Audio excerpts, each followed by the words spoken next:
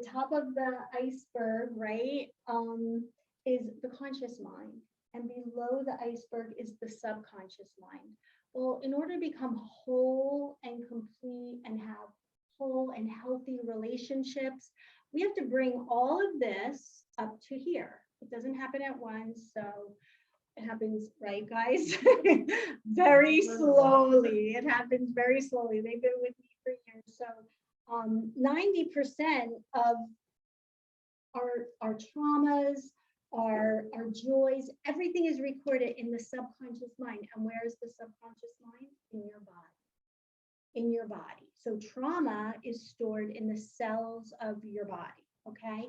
So I love this metaphor and I like to use it because an iceberg is very constricted and it takes a long time to melt and release. And that's kind of like how trauma is in our body. So the shadow of intimacy, the shadow part of intimacy is what holds us back is everything that's in the subconscious mind, right? All our fears, all our pain, all our sorrow, all our trauma, all our bad memories, all the memories we're like afraid to look at in here. So when we were little, when we were young, a lot of us in our generation, I know at least my husband and I in our generation, and I know we've talked about it, parents in those days didn't love themselves. And they didn't know how to love or fulfill the needs of their children. I even had a mom call me the other day and she's like, I can't handle my kids' needs. They have so many needs and I can't handle it. And that's the case. That's normal. Because if we don't know what our needs are, if we don't know what our feelings are, if we don't know what's hidden down here, if we have a lot of trauma, it's a struggle for us to connect with our children even. So, you know, we all began, and it's universal to want connection, to want intimacy. And intimacy in like friendship intimacy like when I say a small intimate gathering, what does that mean to you? If I say a small intimate gathering, it means people who are close to each other, people who share, people who are bonded, like a group of people.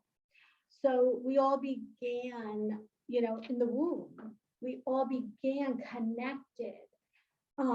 We nursed right after we were born. And we all desire for connection in a healthy way. We all desire that deep down inside. So,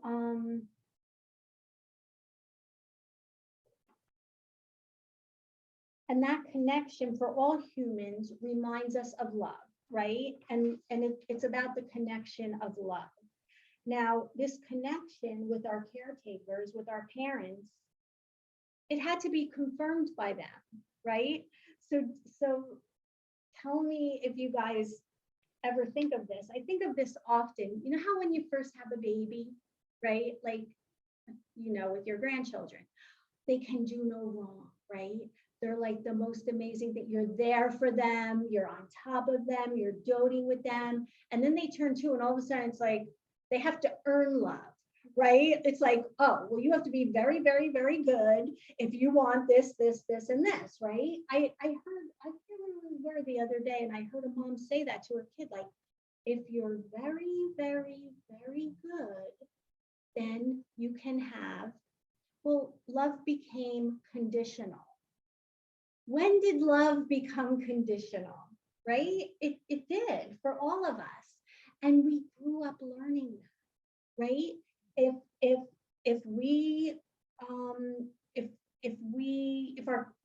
If our connection was honored by our caretakers, we were safe, we were secure, we were loved, we were taken care of, all our needs were taken care of. But what happened when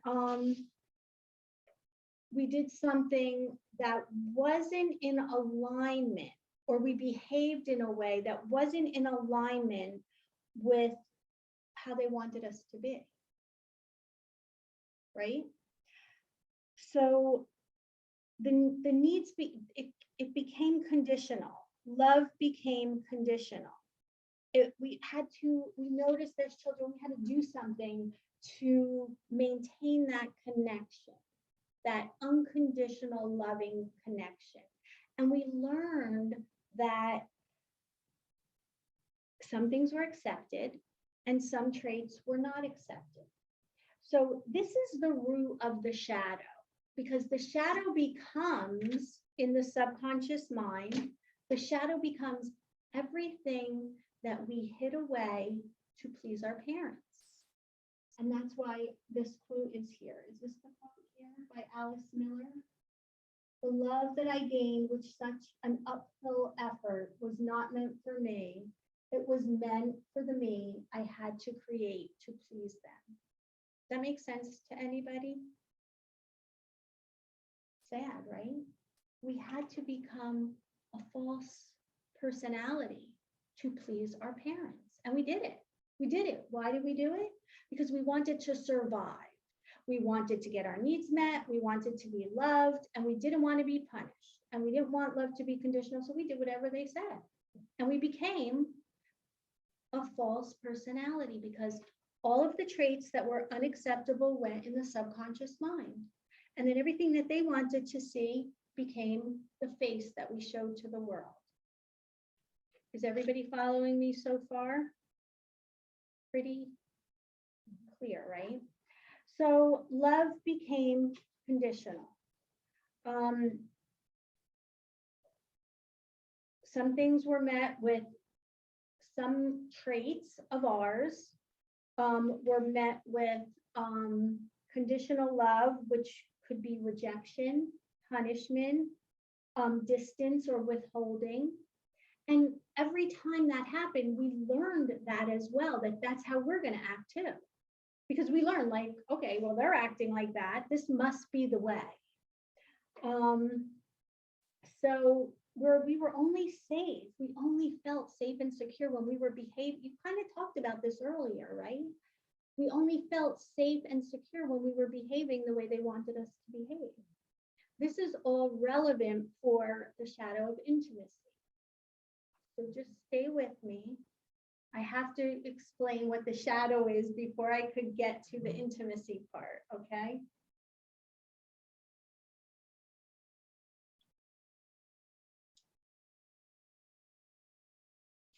So when we were young and we learned that love was conditional, that it wasn't unconditional. We weren't going to be loved unconditionally. We had to behave a certain way that was acceptable to parents, school, society, culture, church, whatever it was. So what happened was, even if your parents were like the most nurturing, loving, and tried to meet all of your needs, and not all parents can meet all needs, but even if they were, you still would have a shadow, because it would be the kids on the playground. It would be the kids in the lunchroom. If somebody would destroy you somewhere along the way, you would have got destroyed. Like, no one is going to not reject some aspect of you. So the shadow was created via shame, via rejection. That's the way the shadow's created. So whatever aspects were rejected in you, those are the ones that went into the subconscious mind. Okay, so now. Okay.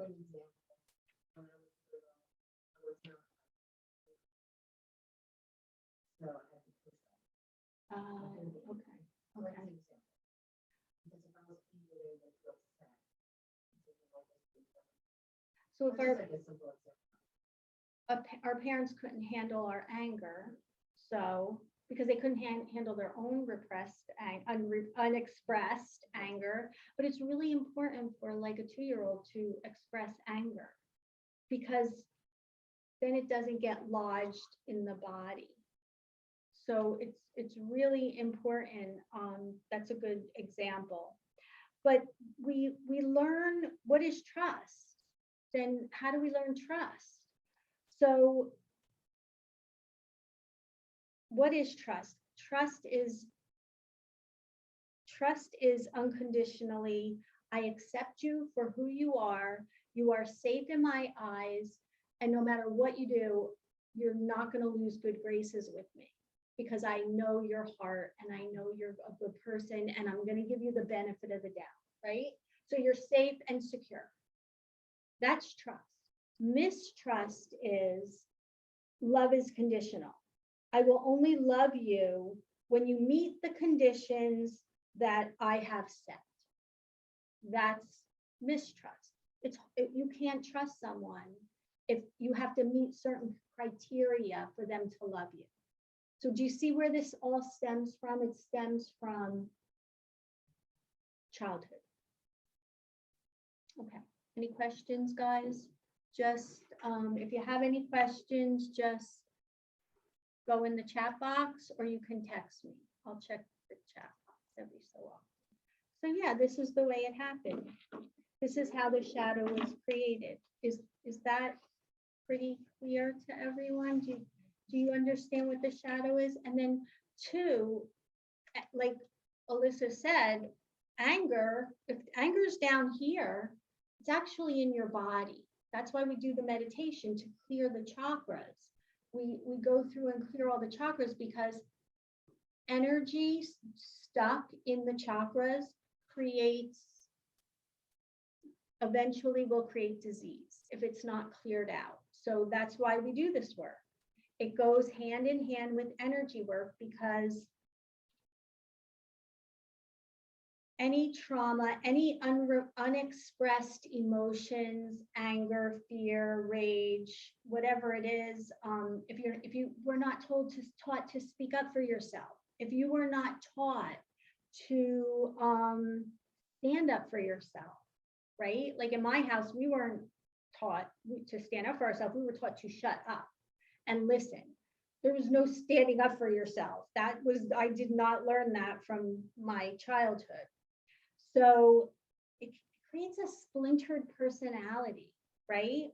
So you have this splintered personality. That's what Carl Jung called it. And you fragment, like aspects of you fragment. And this is a good example of how you can see how this is the conscious mind. So the egoic mind runs the conscious mind, and the subconscious mind is just a the subconscious mind doesn't have choice or decision or logic. It only takes orders from the conscious mind. So the ego says, and the ego protects the child. So when a child's growing up and the ego starts to get, I'm talking about the ego, I'm not talking about narcissistic ego, I'm talking about the healthy ego. When that ego kicks in to protect the child. Because if the child is going to be in danger by displaying a certain behavior, the ego hides it. The ego shuts it down to the subconscious mind and it says, everything's going down here and this will keep you safe. But this is really our aspect that runs the show. How becomes more powerful than the conscious mind. So this part of us is 1,000 times more powerful than this part of us. And it runs the show. All the programming is down here. And that's the shadow.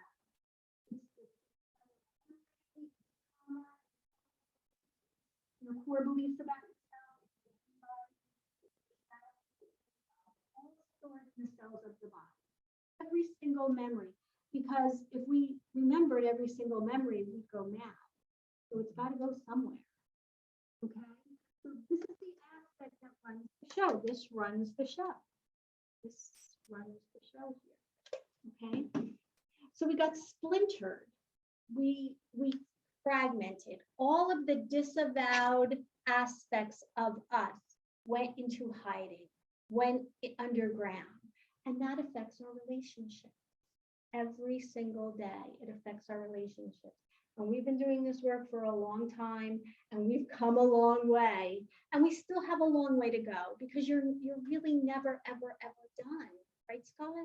It's like it's constant. Like today, I had an experience with a family member that triggered an old wound inside of me, deep, deep, deep down inside.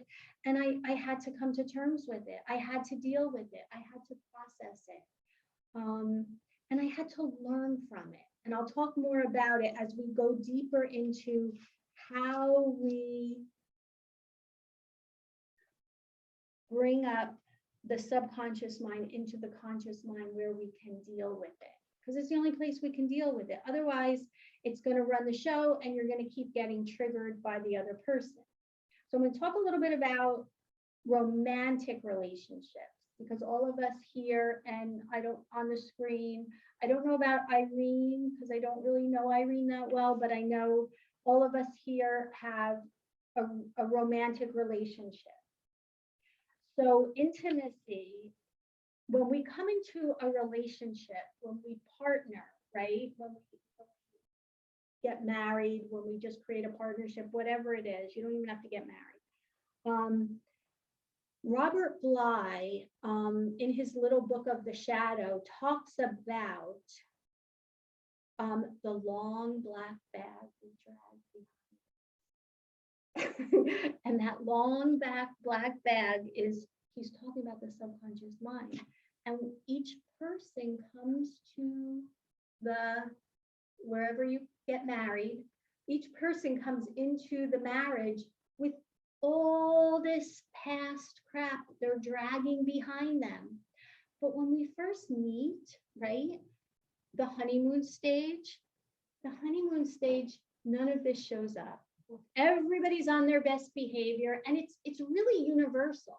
It starts out that way, like we don't see everything in the other person. And it's like this with friendships too, right? You don't see everything. No, everybody's on their best behavior. Nobody's showing anything down here. Everybody's stuffing it back down. Nothing inappropriate's going on, right? But then, after a year of marriage, after a couple years of friendship, after we get into the conflict stage, right? Because we have the honeymoon stage, everything's wonderful. And it's universal. This is being a human. This is what being a human is. In the conflict stage, everything comes up. Why? Because God set it up that way. It's a universal force of nature that causes us to partner with our shadow. So Craig is my shadow, and I'm his shadow. And if you don't know that about your relationship, it's going to make it really, really hard for you to heal, for you to get along, for the relationship not to be toxic, and for you to have harmony.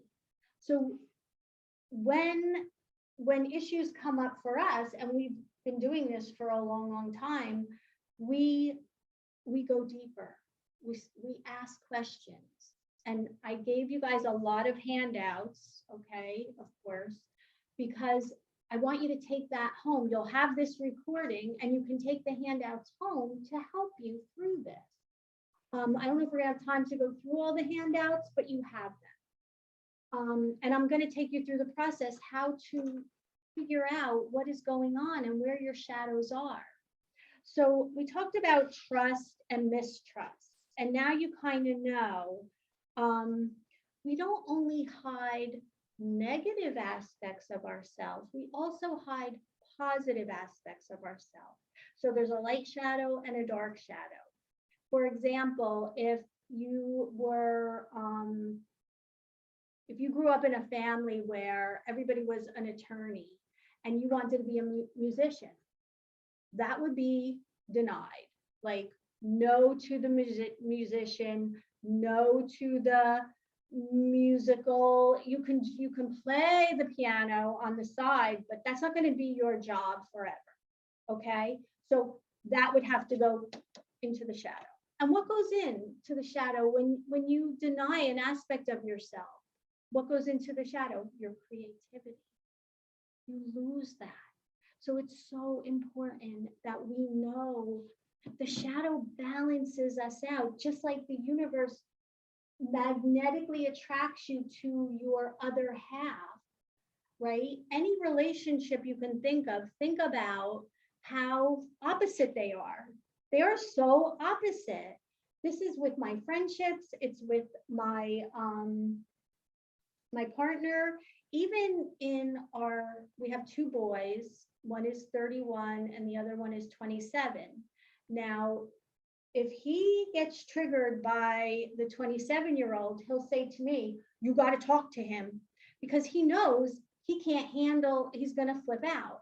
If I get triggered by the 31-year-old, I'm like, oh, you better talk to him because I know what's going to happen. I'm going to go ballistic. See, we already know this. We already know there's certain people we get triggered by. Now, the 27-year-old can do no wrong in my eyes for some reason, because he's not like me at all. At all. But the 31-year-old will trigger me because he's exactly like me. This is how it works, right? So he came to me the other day. He's like, you got to call Brandon. Because him and Brandon are exactly alike. I can handle Brandon, but I can't handle CJ because he's my clone. So do you guys have children? You have children? How many? Two children? Two boys too? How old are they? Do they trigger you? Yeah. When they were young. When they were younger. Are they still home? No. No? One is in college and the other one works in the city. Okay. All right. That's good. So you're empty nesters. Yeah. So it's time to work on a relationship, right? That's a good thing. That's a really good thing. Like finally, our 27-year-old just moved out last month. And I thought I would be devastated, but I was like so happy, right? Isn't it been so nice? It's like heaven. But then we can get to know each other deeper, right? It's a beautiful thing. So anyway, we, your light shadow if there is a person like a friend. Let's say you have a really good friend that you put them on a pedestal, like they can do no wrong, and you just admire everything about them. That's your light shadow. That's also in you. So that's in here too. All the good is in here and all the not so good is in here.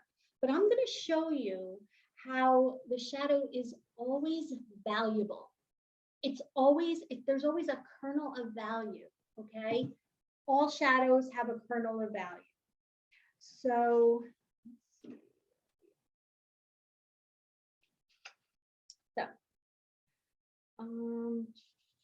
okay, so there's many ways that you can determine what your shadows are. One way is through dreams. Dreams are symbolic. They show you your positive and negative shadows through symbolic language. Your dreams are always trying to help you work out problems. So the other way is through projection, okay? And we talked a lot about projection at the retreat, and we're going to go through it again. And there's a projection worksheet. Everybody has a projection worksheet. But before we get into that, I just want to talk about projection is important. We're going to get to that. But to be truly intimate in a relationship, you must know yourself. You must know yourself, right? So you must know your own feelings.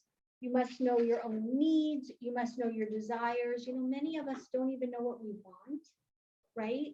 We don't understand our needs, and we don't express our needs. We don't know ourselves. We don't love all of ourselves. We don't love all aspects of ourselves. And if we don't love ourselves unconditionally and accept all of our shadows and all aspects of ourselves, love, embrace, acknowledge, and accept all aspects of ourselves, we can't fully and unconditionally love another human being.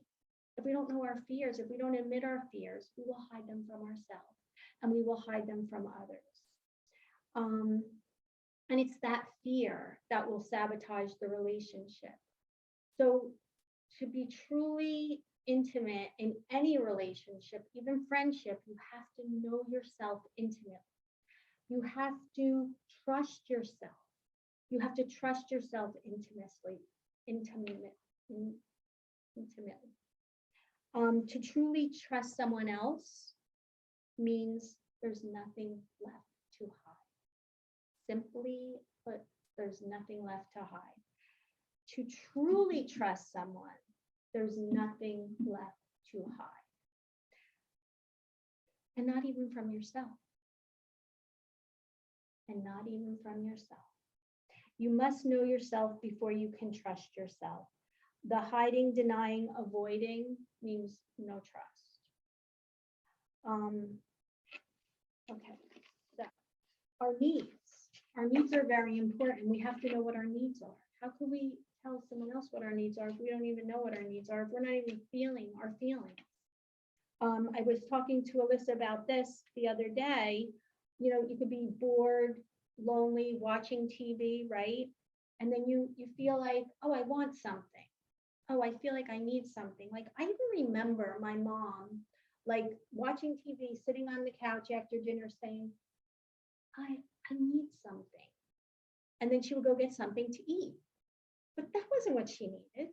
She probably needed a hug or connection, human connection, right? But we do that. We go for the food or the snack or the wine or the TV or the sports or the gambling or whatever it is, okay? And really, we don't know what we need because we don't pause long enough and get still long enough to say, am I really hungry, or is there something else that my body is requiring right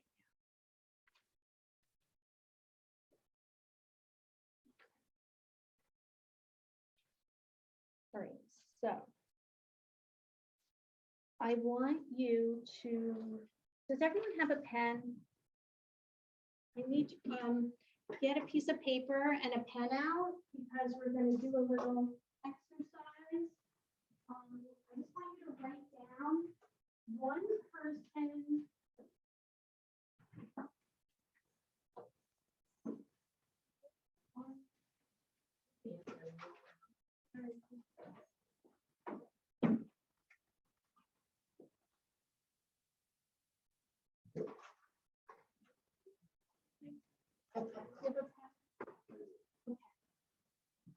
You think?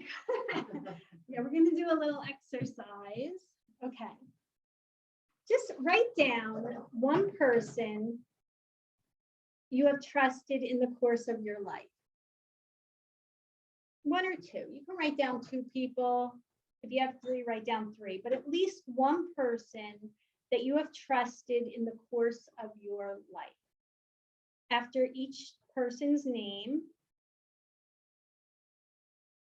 think about your experience with this person that you have trusted.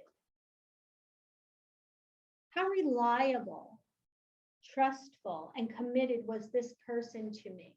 Ask yourself, how reliable, how truthful, how committed was this person to me?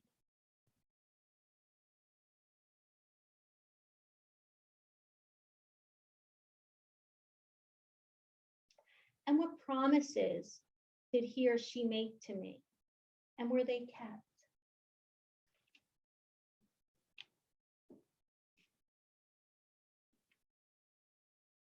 This is for your own, you don't have to share this. This is just for your own knowledge. What promises did he or she make to me, and were they kept? Were those promises kept?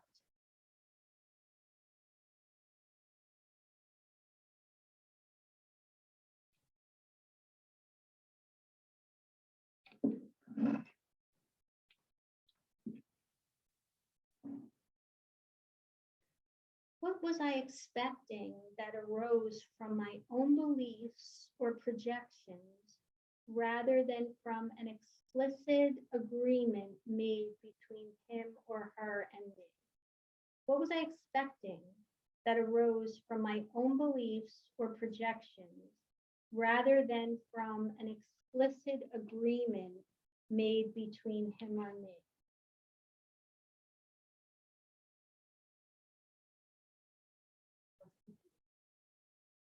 What was I expecting? What were my own beliefs? What were my expectations or projections? What was I expecting that arose from my own beliefs or projections rather than from what we decided, agreements between us? So for example, we talked about my sister earlier. Were my expectations of her, did they arise from my belief system or my projections of her rather than from a committed agreement that we had?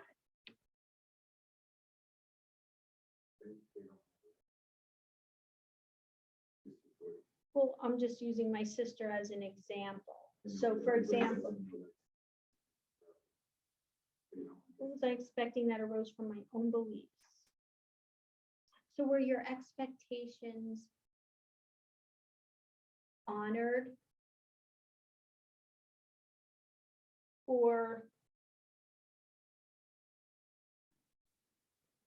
did you have unrealistic expectations of this person?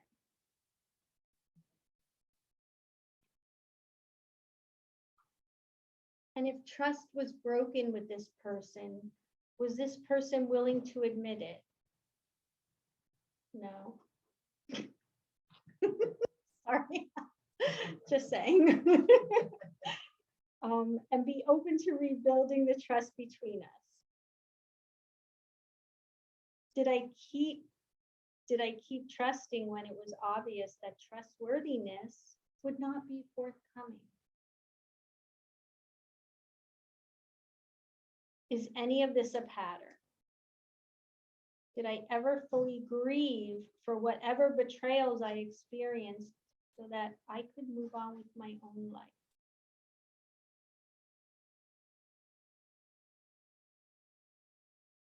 Did I ever fully grieve for whatever betrayals I experienced so that I could move forward with my own life? Excuse me. Yeah. Or Oh, no, you can just put, no, this is different. It's on that, no, they're not written down. Do you want me to go through them again? Okay. Okay, so list a person that you've trusted in the course of your life. How reliable, truthful, and committed was this person?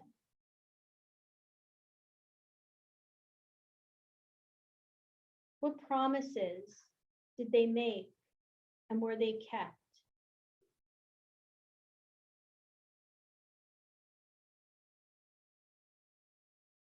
We'll skip number 3. And were they trustworthy? If trust was broken with this person, was this person willing to admit and make amends? Or were they open to rebuilding the trust between you? And did you keep trusting them even when it was obvious that trustworthiness would not be forthcoming? And are there any patterns? And did you fully grieve for whatever betrayals you experienced? And were you able to move on? Did I act in a trustworthy way no matter how I was treated?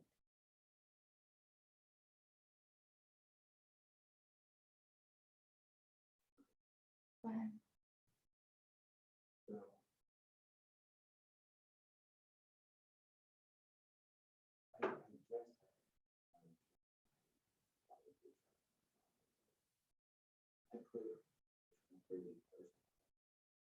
Okay.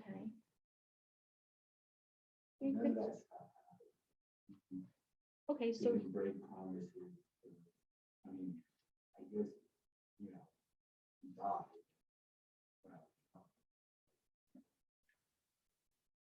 I mean,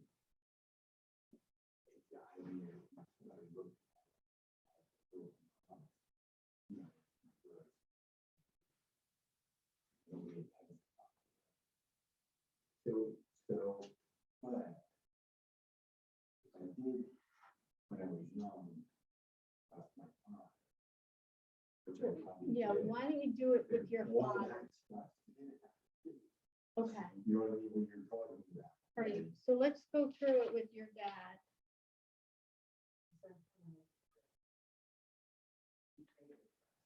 Right.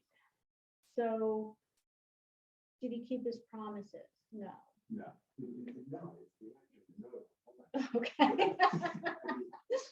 Okay. It was- It's not funny, but we're at the point where we could laugh. I mean, but it's not funny because it's deeply painful. But I don't know if I ever really trust like I did with that. That's what I'm really, I don't know. I'm thinking not, that's why I'm not sure. well, I think at some point you realize that maybe he wasn't out for your best interest. Okay. You do that in the room. I mean, you know it. I know. You do. You actually do. Like children know in the womb when they are not wanted. They know, yeah. Because it's energy.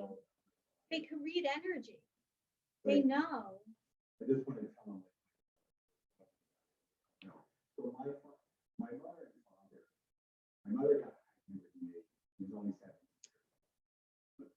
And my father did not hide that he was the father. He said, I'm not. You know what I'm saying? And now if you saw pictures of us, so you can, it's obviously, you know, but, so when you're in the womb, and that you supposedly, you know, like, you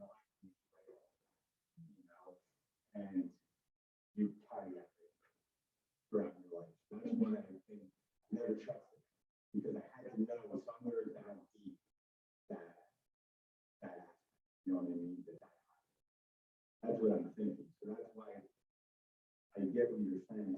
But the ego would kick in to keep you safe and keep you, because you always still wanted, you still always wanted his love and Yeah, well, that's and different. approval and That's different, attention and affection and not having the 5 A's. So children need approval, allowing, attention, affection, and approval, but not acceptance.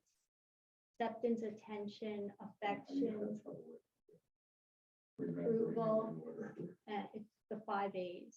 So David Rico, if you look up David Rico, the 5 A's, he wrote this book called Daring to Trust.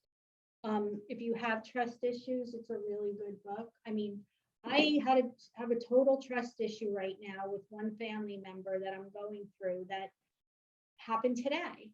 I just went through a whole whirlwind of emotions, and this course has helped me.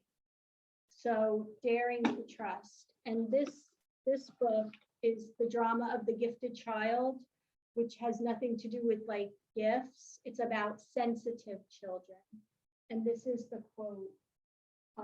This is the quote, and this is the author of this book, Drama of the Gifted Child. It just talks about like basically my life with a narcissistic mom. If you have a mom who's a narcissist, there's no room for your needs in that house. Her needs take up all the space in the house. So this book talks about that type of child, a very sensitive child that did not get their needs met. So, and then this one is very good as well. But David Rico wrote a lot of books. He wrote How to Be an Adult in a Relationship, which Craig loves. He listens to it every single day when he's working out. It's a great book. There's so many gems in it, right, Craig? He'll come home and share them with me. How to Be an Adult in a Relationship. He wrote a book about triggers called Triggers. He wrote a book about the shadow. He's great because you could even go on YouTube and see him. He's just like a warm, gentle soul. He wrote a book, Richo. Yeah. And one of his other book is The 5 Things That You Can't Control and How to Make Peace with That. The 5 things you can't control. And I have a sign back here that says, I am the one thing in life I can control. And basically that's my philosophy at this point in the game. So yeah, well, right. And like even the shadow of control, like we're all control freaks in our own way, right? But there's so many beautiful gifts of embracing that shadow of control. If you are controlling, realize what a gift it is, the value of it. That's the most important thing about the shadow, to realize the value of the aspects you're not acknowledging about yourself, the kernel of value. So through projection, okay, so thank you for sharing that with us, Craig. That was a good thing. So Craig's dad was narcissistic. Oh, okay. You want to read them? Acceptance, affection, appreciation, approval.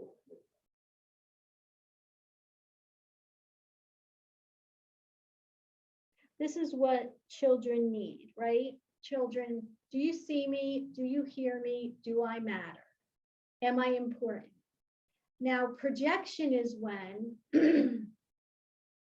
okay, I'll use us as an example.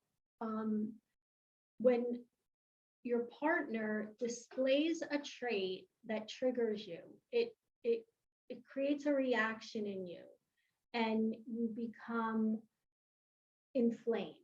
You become overreactive because they are displaying something to you that irritates you or upsets you or is unacceptable. And chances are that trait is in you.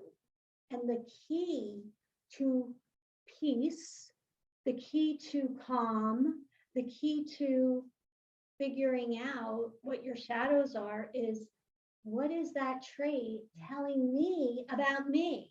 What is it saying about me? We have to ask. So anybody have an example of a trait that triggered them this week?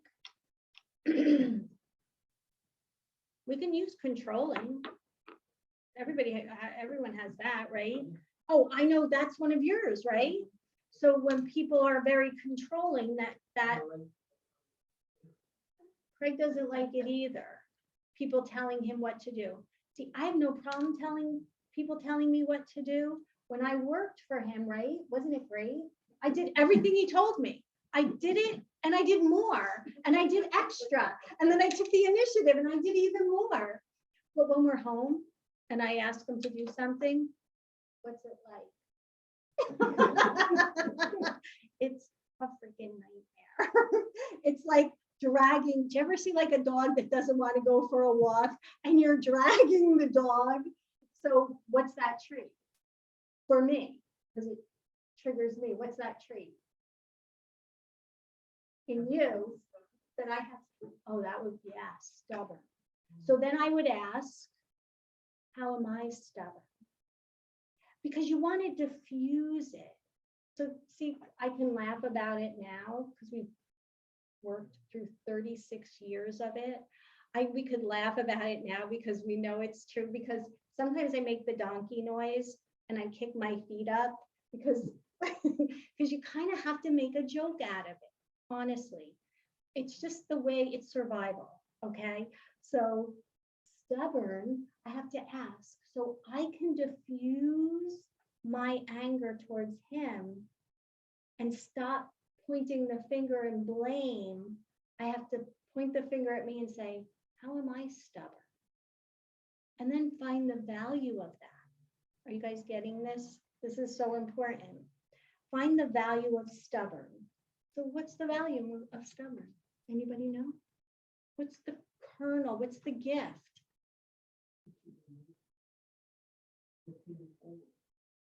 Stubborn, you can perseverance. Perseverance. That's a beautiful quality. So stubborn is, and he has that.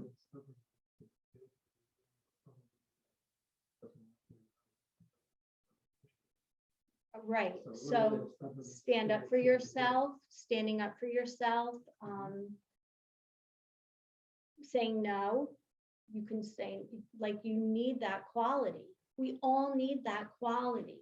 So this is how we do it. This is how we take something that we're projecting onto someone else and saying, actually, you know what? I think this is in me too. So what? What?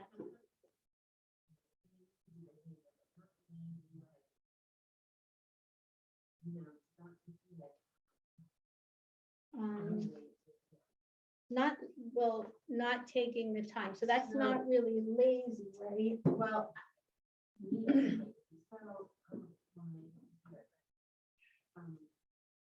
when I always go to my work, Mhm. I've done something and mistyped it, and instead of looking to find, then doing the legwork to find out that maybe I mistyped it, she just sends it back to me and said, this didn't work. And so I found that later, she takes the extra step, not to do it, that's not lazy. Okay, so I don't know. there is a word for that, but I don't think it's lazy. But if we, let's say, because it's the person who it triggers has to create the word. That's a very important aspect of projection. Because if you,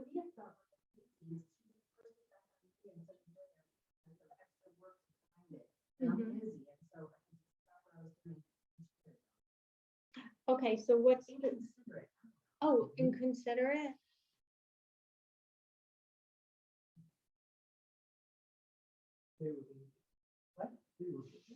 Okay, so what's, are, how am I lazy? Okay, so it's not a shadow once you acknowledge it. You wouldn't acknowledge and consider it. How are you inconsiderate?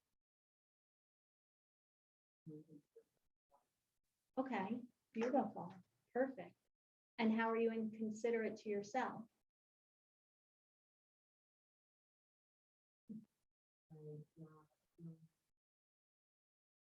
Valuing your needs. Right, and not considering myself, I know, putting myself first. First, and considering yourself when you have a need, or when you have a desire, or when you want something. That's a big one for women in general.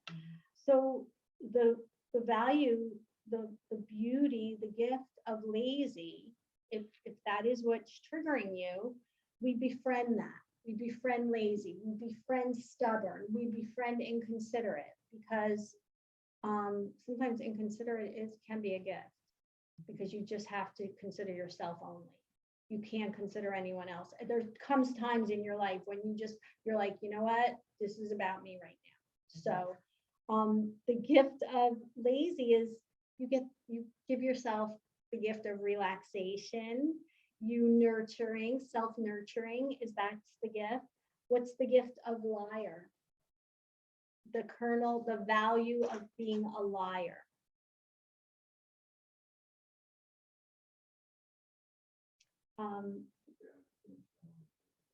That too. But the liars are very creative and very imaginative, aren't they? So, yeah. Yeah.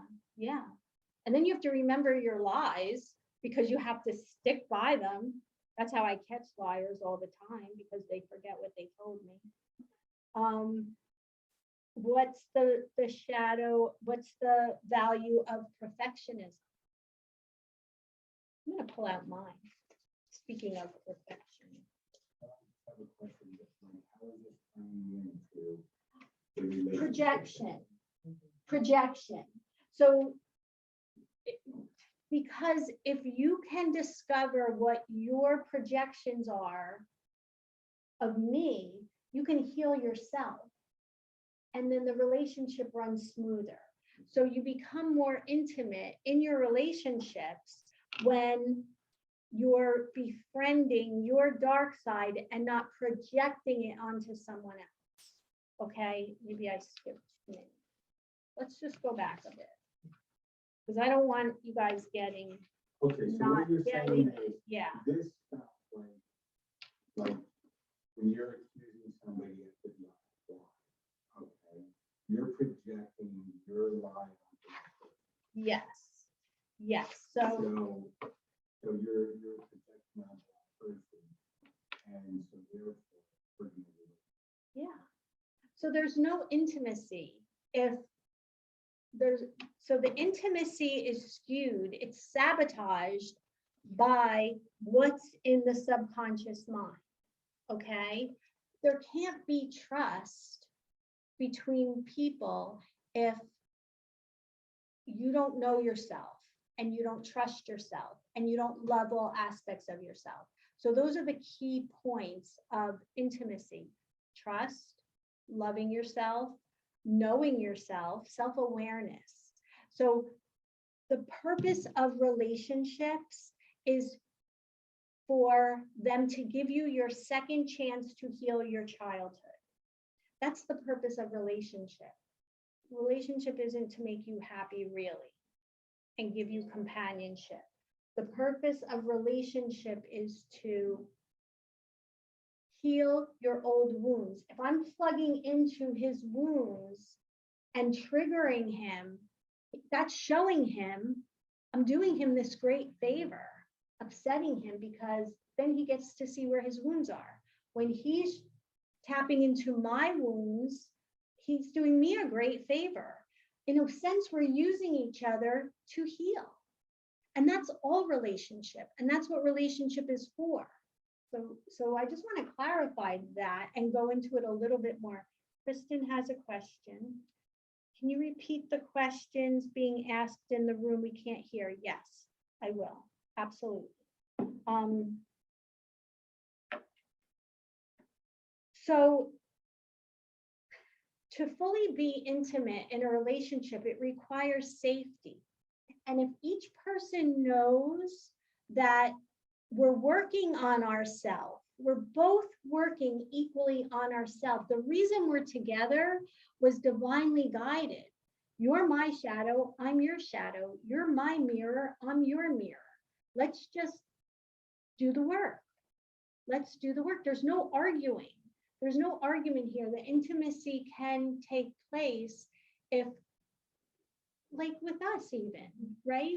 A friendship, I have a friendship with someone, and when I have a problem with her, I can go to her and talk about the problem because she does this work and she knows, right? So if I'm triggered, I can eat, but I don't blame her, but I take that trigger, heal me, heal myself, process, become aware, acknowledge, embrace, accept, and love the part of me that she is triggering. Love the part of me that he is triggering. So this is projection. This is intimacy 101. You have to know when you're projecting. If somebody is pissing you off 24/7, then you have to look within. It's not really about them. It's about you. So I created this little thing here. This is a great, I'll send this to everybody. Give me your email address and I'll send this to you guys. When I came back from the retreat, I'll send this to you guys too. When I came back from the retreat, I just created this, and it's been working because every time I have a client, I pop in what's triggering them about their partner. So this particular person, I said, what are your judgments of your partner? Observe your reactions. What is pissing you off? What is triggering you about your partner? So this was a man. And I said, just observe your reactions. That's number one. These people are mirroring to you traits that you have rejected inside of you. So he said superficial, arrogant, shallow, a liar, unconscious, stagnant, victim, and hypocritical. 8 things he came up with that pissed him off. But he loves this person. You can still love someone and think all these horrible things about them. It's a thing. It works, right? So, so these were his gripes about, it was his girlfriend. Super critical, superficial, arrogant, shallow, liar, unconscious, stagnant, victim, and hypocritical. So we took each one and I said, how are you superficial? Have you ever been superficial in your life? How are you superficial now? Or how are you superficial? Can you be superficial in the past? So he said, yeah, I could be. And it kind of diffuses it, because the only reason it's really upsetting you is because you haven't claimed it in yourself. You haven't accepted it and loved it within you. So I can clearly see how this person's mom and dad kind of programmed him, like I said at the beginning, like, this is the way you have to be. You have to be like this. And if you're not like this, I can't be with you. You get that? So we went through each one. What he agreed, yes, I am every single one of these. I'm arrogant when I'm during sports and I'm excited and I did really well. I can be very arrogant. So once you acknowledge the shadow, it's not a shadow anymore, okay? He said, can you be shallow? Yes, he can be shallow. How can you be shallow? Well, when the gift of shallow is, you don't always have to go deep. You don't always have to be a deep thinker. You don't always have to be analytical. Once in a while, you could just do something relaxing, and shopping is shallow, right? In his mind, worrying about clothes and your outfit was shallow. So it's what we've been taught. It's what we've been programmed to think. It's not really bad. It's not a bad thing. Being shallow is not a bad word. It's just an aspect. Liar, we're all liars. So can I embrace that I'm a liar? Yes, I'm a liar and I'm honest. And that makes me whole. Now I'm whole because I can say, yeah, I have lied to people. I will lie to someone if they ask me how their hair looks, and it will hurt their feelings if I say it looks bad. If it's all cut and cropped and sticking up and shooting and green, I'm going to be like, I love it. Because I'm not going to hurt their feelings. If they love it, beautiful, love it, be happy with it. Why am I going to hurt them, right?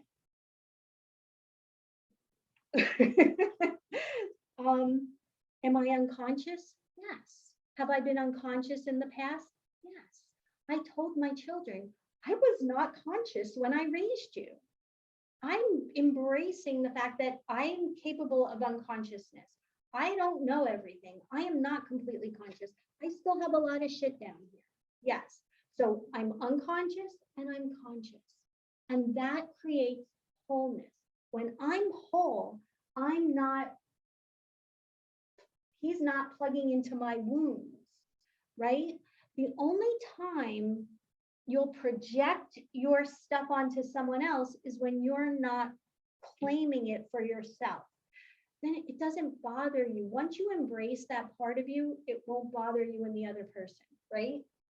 You get to lay on the couch as much as you want. Right? So I embraced lazy. Oh, okay. You want to tell that story? Go ahead. Okay, but they can't hear you, so you have to talk loud. Tell your He's going to tell you a shadow story. You wanna- A little. That's crap. Anyway. You guys don't have to be on that. Only him. Because he's so arrogant and wants to be. There was this guy at the gym who, there was just something about him. He annoyed, like the way he walked. He was very, I guess, arrogant to work, you know what I mean? Like thinking he was, you know, Mr. Big. And it bothered me, and I talked to her for a long time, like months, maybe a year or whatever. And doing this stuff, and I ended up like, how are you? What do you do? And all of a sudden, I talked to the bothering me. It was just the weirdest thing in the world. You And know? now they're friends. Okay, so, Well, I yeah. wouldn't go that far. Then you talk, right? Yeah, no, I talked to him, you know, he moved away. Okay. Because he doesn't have to be there anymore because you healed. So sometimes that happens, like we literally heal. So I described it this way. Think of he's too far from the microphone. Can you give a quick summary? Okay, yes, I will. So there was a guy at the gym. The shadow is arrogant. And there was a guy at the gym that annoyed the crap out of Craig. So he would see this guy at the gym and he never spoke to him, but he didn't like the way he walked. He didn't like the way he held himself. It was just like nothing about him. Everything irritated Craig about this man. And Craig couldn't understand why. How could you hate someone that you've never even spoken to? I don't turn this off. How can you hate someone you've never spoken to? So we would talk about it, and I said, well, you know, what you can do is make a list. Make a list. That's what I have my clients do. Like, make a list of everything that irritates you. If you guys can take a picture of that, and I'll send it to you. Make a list of everything that irritates you about that person or about your partner. And then go through the list. And when he did realize, because I know sometimes, you know, we can all be arrogant. We all have that quality within us. We're arrogant and we're humble. We're both. He's very humble and he can be arrogant. And arrogance sometimes can help you in life. You need that to push forward, you know? So as soon as he owned, embraced, and loved that aspect of himself, he was able to love it in someone else. This is how it works. It's still recording, yes. Okay, so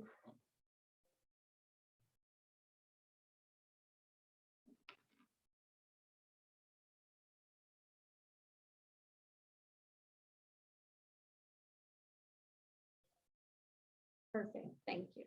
Okay, great. I know last time we were having class and I was trying to bring the computer to everybody that was talking, and I accidentally shut the computer and lost the whole class. So we're not going to do that today, but I do have a speaker, but I never know if it actually works. So we'll just keep going like this. Hopefully you guys can hear me, right? Okay, so that's projection. That's how it works. Okay.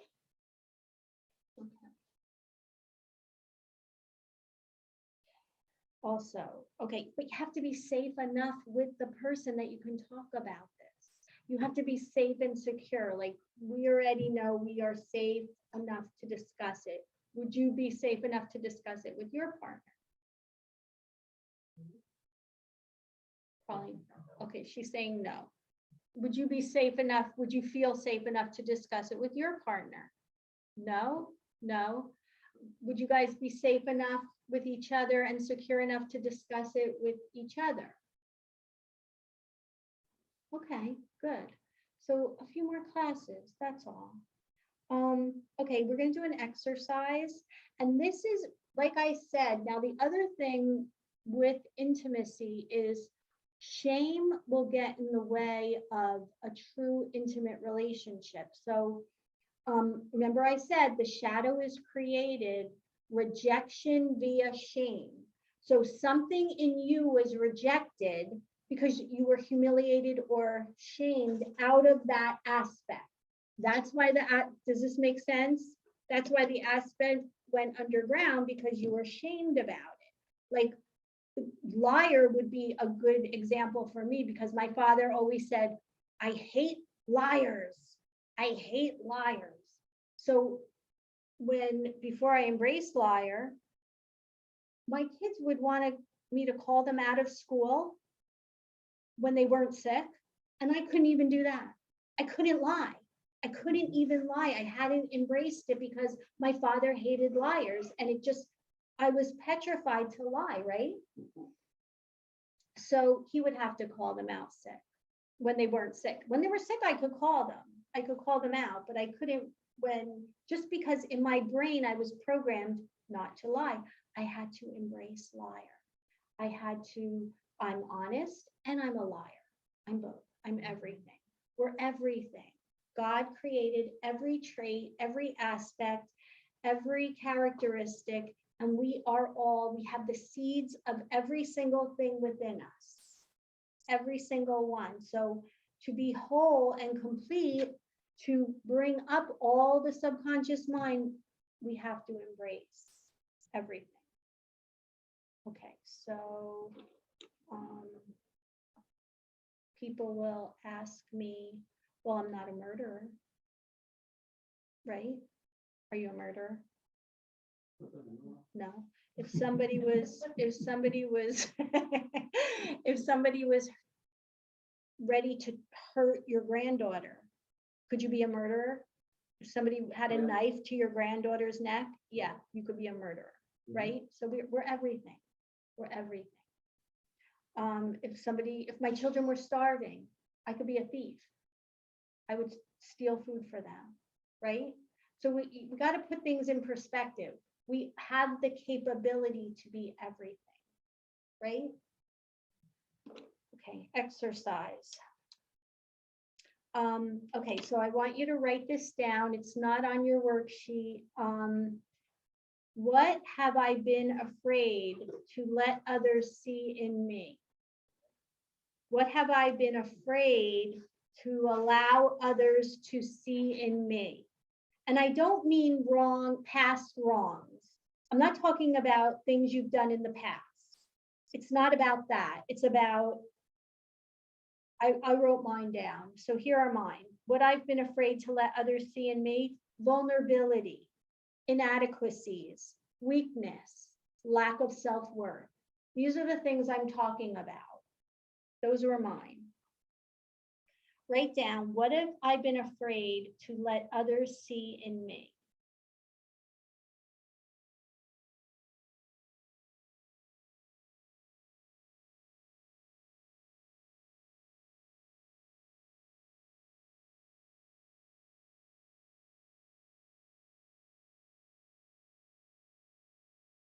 So yeah, for me, it's hard for me to be vulnerable. It's hard for me to admit my inadequacies. It's hard for me to show weakness. I don't want to be weak. It's hard for me to show lack of self-worth. Those are mine, and I'll explain why.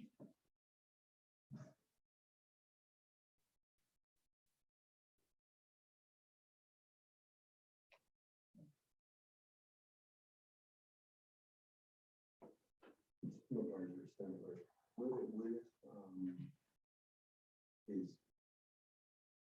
knowing failure, that's not word. Failure is failure. No, but I'm saying, I don't want anyone to see me fail. I don't want anyone to think of me as a failure. Like that. Yeah. That would be it, yeah. No, it's just failure, failure. You could just say the word failure. You know, it's important that we use the words that come up for us. Because we talked about that at the retreat. We talked about that, like, part of, so I just want to say one thing about our partners, the partners that we choose. It's never an accident. People come together, it's never an accident. There's always a divine plan. There's always a soul contract. And I just want to talk about soul contracts a little bit because it's so important that you realize that before you incarnate, you pick the people that will help you grow and evolve. The people in your life, your children, your spouses, your partners, your friends, your coworkers, anybody that is important to you in your life, you have chosen them or they have chosen you to be a part of a soul contract. And for example, you know, my mom, I said she was narcissistic, which she was, but that was important for me to have her as my mom. It was really important for me to have the experiences that she provided for me, and the dynamic between her and my dad. They were each other's shadows. They were completely each other's shadows. My mom was all the things I didn't want to be. I wrote them down. And this is true for a lot of people. Let me just go to that page real quick since I'm on it. Because I said I would talk about my shadows. Okay.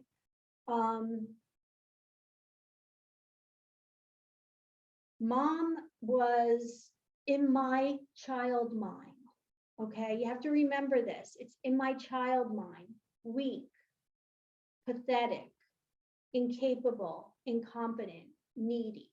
I never wanted to be those things. So what would I hide? What would I decide? So nobody said to me, you can't be weak, you can't be incompetent, you can't be pathetic, you can't be needy. Nobody ever said that to me. But I decided, I got the message by watching my mom, no, I will never be those things. I will never be those things. And everything opposite of weak, incapable, incompetent, and needy and passive, everything went into the shadow. And I had to claim all those shadows. I had to claim them. Why? Because if I didn't realize that I was hiding those aspects of myself, what did I do? I put on a mask, pretended to be strong, capable, competent, right? I pretended, right? I wasn't truly all those traits. I was, there are gifts and I was acting that way, but in real life, I was pushing down the weaknesses. I was pushing down incompetence. I was hiding them. I was pretending. We put a mask on, and the masks that I wore, I just use myself as an example because it's just so easy. And I already worked through it, so I might as well share. The mask that I wore was strong. The mask that I wore was confident. The mask that I wore was independent to hide pathetic. I wore the mask of confident to hide incapable. I wore the mask of strong to hide weakness. I wore the mask of perfectionism to hide incompetent. I wore the mask of know-it-all to hide insecurity. I wore the mask of people pleaser to hide unworthiness. Do you see how we do it? This is how we do it, okay? Well, needy is kind of like pathetic. independent.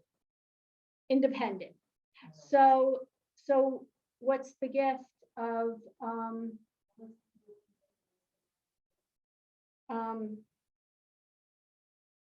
unworthy? I wore the mask of people pleaser to hide my unworthiness. But when I became very unhappy and I wasn't authentic and I knew I wasn't authentic, I had to accept my shadow. And I knew what my shadows were because I knew what triggered me in my mother. Does that make sense? I knew what triggered me in her. So I had to find the gifts. And I found the gifts when Craig was in the hospital. He was very, very sick. He was almost dead. He was having meningitis. He was in the ICU. Sandy hit. We lost our power. I was trying to do his job. His grandmother died. And Father Ray asked me to get up in front of everybody and say whatever the reading is about the grandmother, okay? And me pretending I was so strong and so confident and so capable, I went up there, but you know what happened? If you don't use the shadow uses you. And the shadow used me. And what was the shadow? Weak, incapable, incompetent, pathetic. I couldn't speak. I was reading, and then all of a sudden it talked about him being in the hospital. He couldn't even be at the funeral. I don't know what I was doing up speaking, but I didn't have the courage to say, I can't do this. It's not a good time for me to get up in public and talk. Excuse me, I have no power. Craig's grandmother just died. My husband's dying in the hospital. I'm trying to run his business. It's not a good time, but I couldn't do it. I couldn't admit that I couldn't do it. So what happened was, and it was absolutely a beautiful thing. It ended up being a beautiful thing because when my throat chakra shut down and I couldn't speak anymore, my son came up, he finished the reading, and we walked down together, and everybody at the repast after the funeral commented on how beautiful it was that he kind of saved me. And what did I embrace? What's the beauty of being weak? You get to ask for help, right? It's a gift. It's a beautiful gift. You get to ask for help. What's the beauty? What's the gift of being incapable? It made me try so hard all the time. I tried so hard, and it gave me the ability to know I could do anything I set my mind to. What is the gift of pathetic? You're able to serve others and be there for others without your own needs getting in the way, right? Service. What's the gift of incompetent? Success by giving 110% to everything I do. So that was a gift. Insecurity, wearing the mask of the know-it-all, studying and working extra hard to know exactly what I'm talking about as not to feel insecure. What's the gift of unworthiness? It tuned me in to other people's needs. I had to attune to my mother's needs because she was so pathetic to me. I had to tune into her needs, and what a beautiful gift. Because look how this has served me in my life and in my purpose. So you can take a picture of this. I use this during my shadow workshops of what are the gifts of the shadow, how I embrace them, how it made me a better person, and how I no longer project these onto anybody. They're not activated, right? I have great compassion for people's weaknesses now. And I needed that. So that is how it works. You embrace it. I'm weak and I'm strong. Now I'm both. Now I could fully be both. I can show weakness. I could tell my needs. I could be honest, and I can be strong when I need to be strong because I'm not pretending anymore. It's not a mask. There's no mask. I can be incapable, and I'm very capable. I'm totally incapable of the television, totally incapable of bowling, totally incapable of a lot of things, but I'm really good at other things, right? I can't even turn the TV on. I don't even know how. I'm like, how do you turn this TV on? I don't even watch TV. So I'm incapable. So I'm like, Craig, what remote do I use? I don't even know. I'm so pathetic in that area. God, and incompetent. So this is how we this is the beginning. This is the beginning. It took me years, and it took us years to become safe and secure enough with each other that we could admit our projections, admit our shadows, embrace our shadows, love the part of us. So I had to love my weaknesses. I had to love the part of me that was pathetic and incapable. I didn't even cover half of what we were supposed to cover today, but it was good, right? I have to go back because I can do part 2 next month. Okay, so we wrote what we were afraid to let others see in us, and that's why I talked about this. But any questions, any comments? I covered a lot. Questions, comments?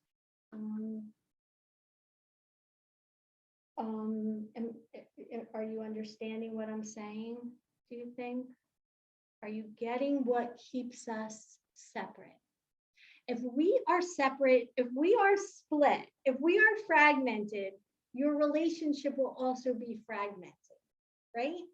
Does that make sense? Let's take a little break. I was going to do a meditation too, another exercise. What was my other meditation? Do you want to find a shadow quality of your own? This will be good. This is quick. Let's find a hidden shadow. It's fast, and you'll get it like that, and it's great. So it's not the one you're thinking that I've done a million times. Okay. This short exercise will assist you in becoming intimate with your internal world, intimate with ourselves. So close your eyes, feet flat on the floor, take a deep breath. Take a deep breath.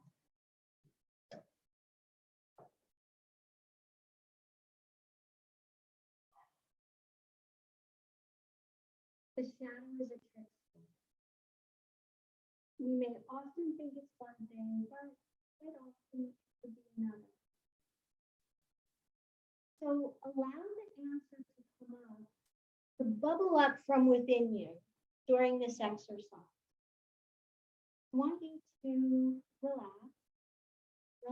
your head, relax your neck, relax your shoulders. And as I ask you these questions, I want you to know that all the answers are within you. And I want you to float down deep inside that quiet, still place of wisdom, your seat of wisdom, where all the answers are within. And as I ask you these questions, don't go into your mind. Don't think. Just allow. Just allow the answers to bubble up deep from within. Here's the first question. What is the quality you like most about yourself? What is the quality you like most about yourself? If you could keep only one quality, what would it be? Is it your humor, your loyalty? Maybe it's your compassion. Look for the quality, not the behavior. The quality. If you say it's helping people, helping others, what kind of a person helps others? What is the quality you admire most in yourself? Are you generous? Are you kind? Are you honest? Are you reliable? Dependable? Diligent? Respectful? Maybe you're conscious and smart, intelligent, funny, confident. Once you have a quality that you admire within you, and if you have two or three, that's fine too, but just pick one for now. You could write down the others, pick one for now, and just allow yourself to see all the different ways that you try to get people to see this quality within you.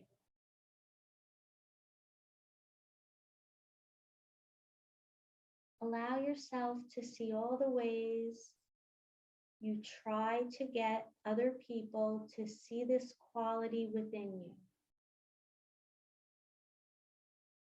How do you display this quality every single day? How does it show up in your life? How does that quality express itself through you in your life?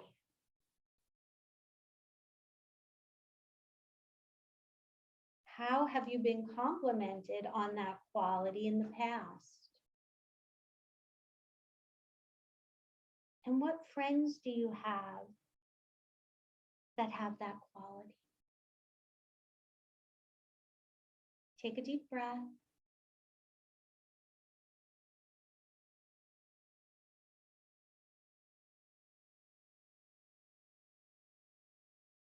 How do you affirm to yourself? How do you affirm to yourself that this is something really good? Or at least better than other qualities that you have?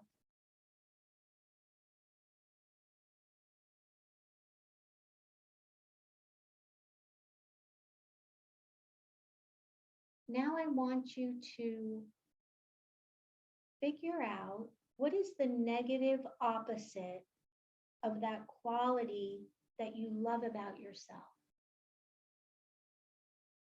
The negative opposite.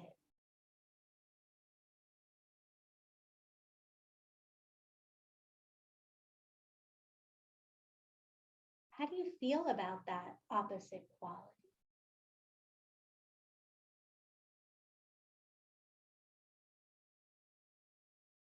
Don't think about it. Allow your inner wisdom to give you the answer. The negative opposite of that quality that you love about yourself. How do you feel about that opposite quality? Do you try to avoid it? Do you judge it in others? Chances are you might not like it very much at all. In fact, you might even protest, I'm not that. What ways do you go out of your way to prove you do not possess that negative quality?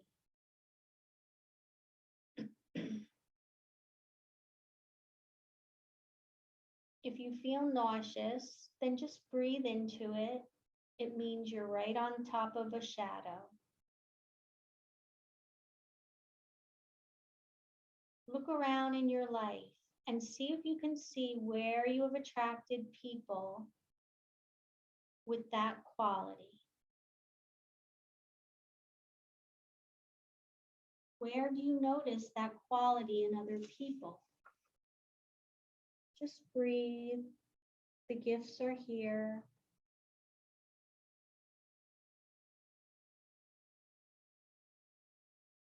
If you're feeling resistant to loving whatever this opposite quality is, just take a slow, deep breath in as I ask this question.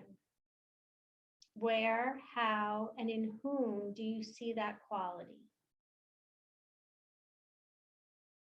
Where, how, and in whom do you see that quality?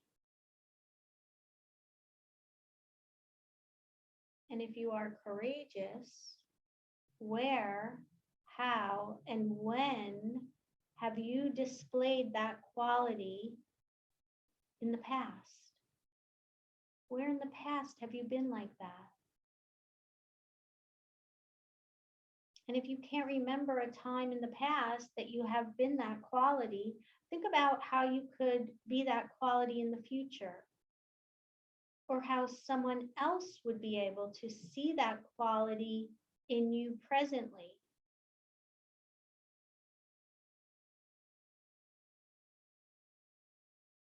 Take a deep breath. And how might this negative opposite quality serve you?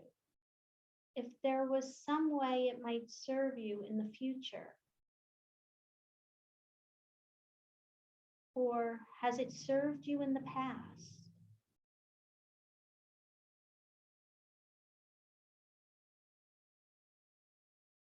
So now I just want you to see this negative quality as a part of you. Maybe you as a child, or maybe you as a young adult. How old is that part of you that is holding that negative quality? The first age that comes up is the 1. And what does that child look like? And what does it feel like to be in that child's presence? Ask this part of you to come close and sit across from you. Ask this part of you, what is your gift to me? What light do you carry for me? What is your gift? What is the gift of this quality? How has it served you? In a good way.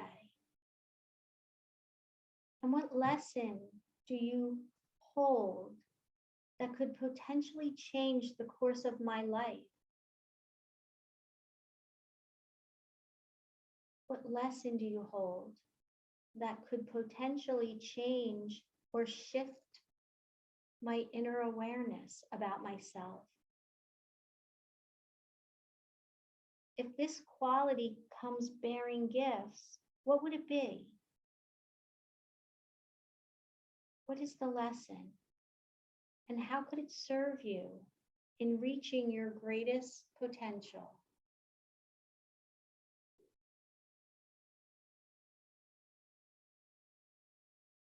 What is this quality trying to teach you? How does it serve you? Every quality comes bearing a beautiful, valuable gift that could support you in ways your mind could never figure out. Just see if you can open up and give this younger part of you some love, acknowledging that they are carrying a gift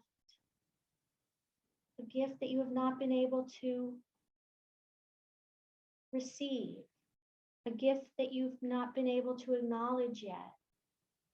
Ask them for this gift and ask them for their wisdom around the gift, and tell them this week that you're going to work on embracing this gift, this light, this gift that they have to offer you. And ask them if there's any action you can take this week that will support you in healing your heart and assist them in becoming a fully integrated part of you. Is there an action you can take this week that will support you in healing your heart and assist them in becoming a fully integrated part of you, whole and complete? What action? What would they like you to do this week in supporting them and supporting you and becoming whole and complete, becoming one with them, integrating your fragmented part. Just breathe. Just take a deep breath, not trying to figure it all out. And if you are willing to take that action, just tell this part of you that you could see that they need some love too, and they are worthy of some love.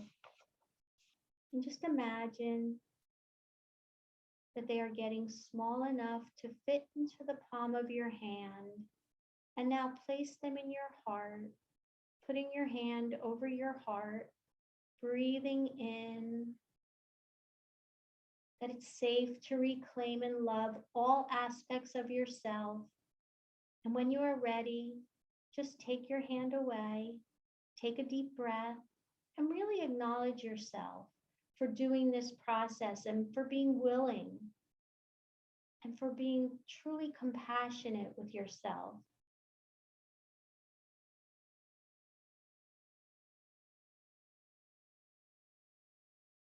And to the part of you that will support you in becoming more authentic. And when you're ready, you can float up and just jot down some notes on a piece of paper of what might have come up for you.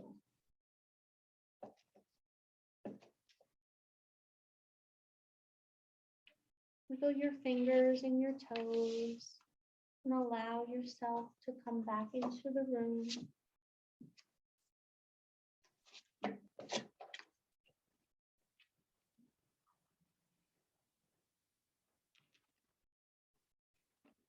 And just jot down a few notes that you can take with you.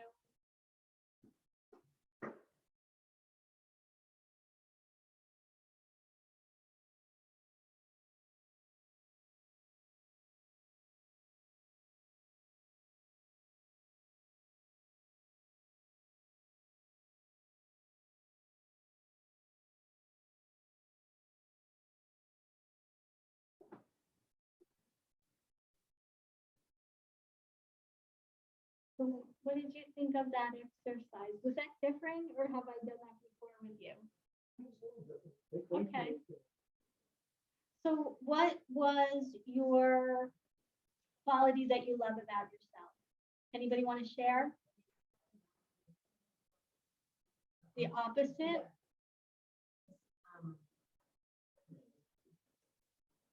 Friendly?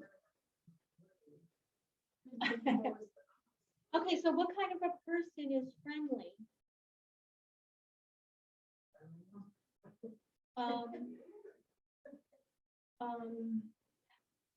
Polite, happy, friendly, friendly. Yeah.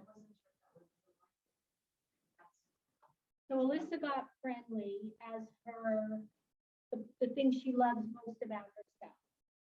So outgoing, welcoming. Okay, that's a good one. Welcoming, and then the opposite would be shut down. Maybe shut down, rude, and if we're shut down, we're rude, yeah. Withdrawn, that's a good one, yeah. So that's beautiful because, sometimes we want to be with people and sometimes we don't. And giving yourself the gift of, yes, sometimes I'm friendly and outgoing and generous with my spirit, and then other times I'm just shut down and closed off. And it might appear as rude to some people, but together that makes you a whole human being. And that's how we do it. We integrate. We all have thousands and thousands of shadows. So don't think that your shadow is so horrific because you're going to have a million more. We're everything. So don't worry. I wonder what Craig's was. If he wants to share. He's such a good share. Anybody else want to share? Anybody want to share? It's hard to share.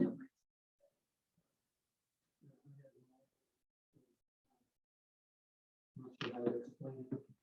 See how to write it down. But I always like to improve upon things. I like to do the same thing over and over again. I always like to innovate and change and improve and do things like that. So what kind of person? Yeah. Growing, learning thing. But, yeah, for me, something work. So I always kind of, and I kind of, a couple things came up saying, I think my father was probably one of the people who kind of instilled that in me. You know, you have to succeed and you have to do good and achieve. How about give 100% to everything you do? That, right? So that's kind of a perfectionist, but you like to keep busy, or you innovative Change.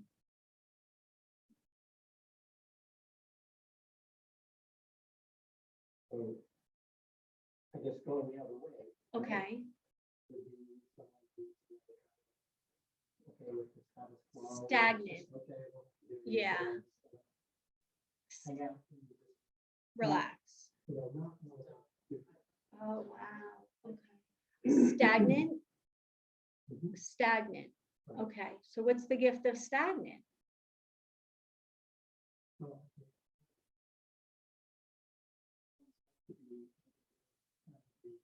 to be, how do you say, not the best idea. Well, So, wouldn't when I was with my stagnant, mom before she passed,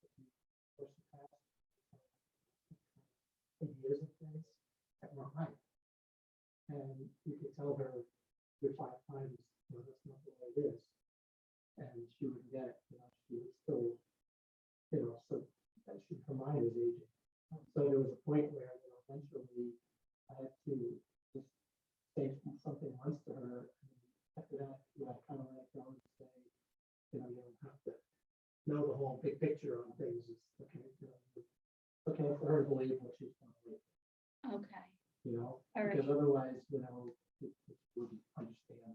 Okay. So that's a gift. So that's a good thing. You had the Whereas patience I've heard other to people, and maybe, you know, maybe not persevere, right? like with Right. your mom, Yeah. so you always have to be, all right, I'm right. So you don't Right. interaction. Right. You couldn't, know, right. understand Like correctly. eventually you just, But they're the that's okay. child and So you're that's the okay. adult, and that's okay. And that's a it's a peaceful thing because you get to relax Mhm. into reality I get to as be it with her truly more is. Yeah. Because we were told yeah. to have business skills, actually more benefit. So I said, at that point, Does it bother you when other people are stagnant? okay, It does. Okay. So the gift of stagnant is, I know you like to meditate, right? That's kind of, you have to be still. You meditate, right? You just mhm. kind of stagnant. The gift of stagnant is the ability to stay still long enough to meditate, to relax deep enough to allow mom to believe whatever she wants, right? So there are gifts. So you can be innovative and persevering and stagnant, both. And then once we embrace a shadow, it's not a shadow anymore. But then we work on integrating it and loving that part of us. So self-love is loving the parts of yourself that you hate, which is really, really hard. But we should love all aspects of ourselves because that's what helps with intimacy. If we can love and embrace and not judge others, then we're not judging our partners. Because what we judge in ourselves, we judge in the other, right? Exactly what we're judging in ourselves, we're judging in the other. So growing up, I wasn't allowed to be stagnant.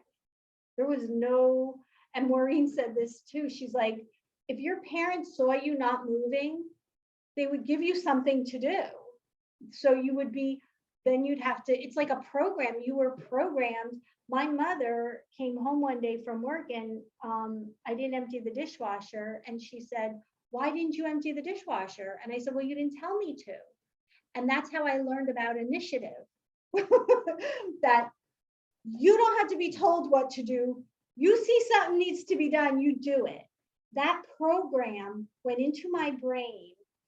And literally, Craig, 3 a.m, vacuuming, like, no, Deb, relax. Like, I had to undo that program because it was a shadow. It was like a sick shadow. Like, I couldn't relax. I thought if I saw something had to be done, I had to do it. You can't even enjoy life, right? So, all right, guys. Anybody else want to share their what they love about themselves and the opposite? No? Okay. All right. Well, I'm gonna sign off, guys. What time is it? Is it 9 o'clock? Okay, I'm gonna sign off. It was a pleasure. And within the next 24 hours, I will send you guys the recording. And if you have any questions, I'm always here. So have a beautiful night and thank you for attending.